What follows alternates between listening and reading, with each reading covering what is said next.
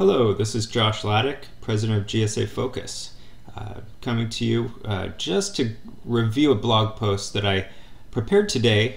Today's May 8th, 2013. The title of the blog post is GSA Advantage Sales Numbers for 2012. I downloaded the spreadsheet today from the Vendor Support Center website and started pulling apart the data and thought there was some interesting stuff I might as well just blast out for everybody to see. Everybody can view this for free on the GSA Focus blog on my website. So jumping in, some of the really interesting information initially that I discovered is you look at the number of orders bought on GSA Advantage and the number of items bought on GSA Advantage.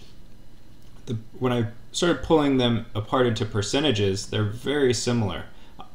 Pretty much between 0.5, 0.6 percentage tenths of a percentage point each one. So very, very similar there from quarter to quarter. Of course, there is a build up, if you notice, 13 to 22 to 25 to 38. That's nothing that you wouldn't expect because, as most people know, the government buys more towards quarter four and little in quarter one. So that buildup is expected.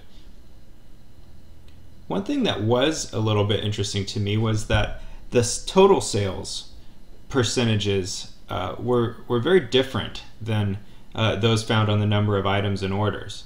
And they actually started smaller at 10.6% as compared to about 13 or 14%.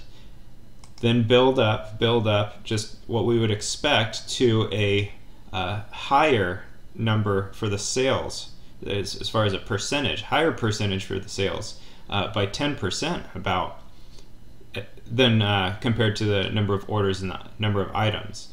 And what this tells me is that the higher dollar items, the big sales, the big purchases that the federal buyer makes through GSA Advantage happen towards the end. They happen towards quarter four.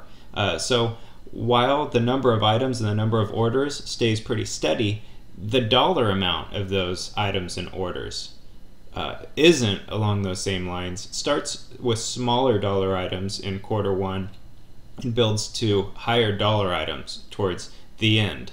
Kind of can be explained through the psychology of a buyer. They want to save their budget dollars and buy those high ticket items towards the end to make sure that they have the money to do that.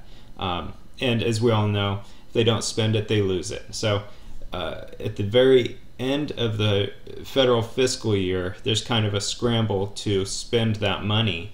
And what do? They have, oftentimes when they have those big budgets left over, they'll buy those big items that they've been wanting or needing.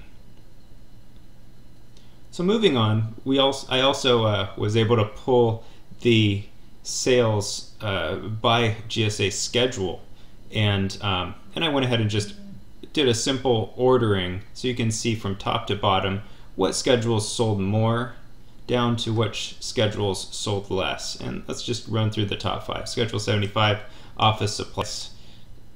Not really a surprise. 51V is hardware superstore.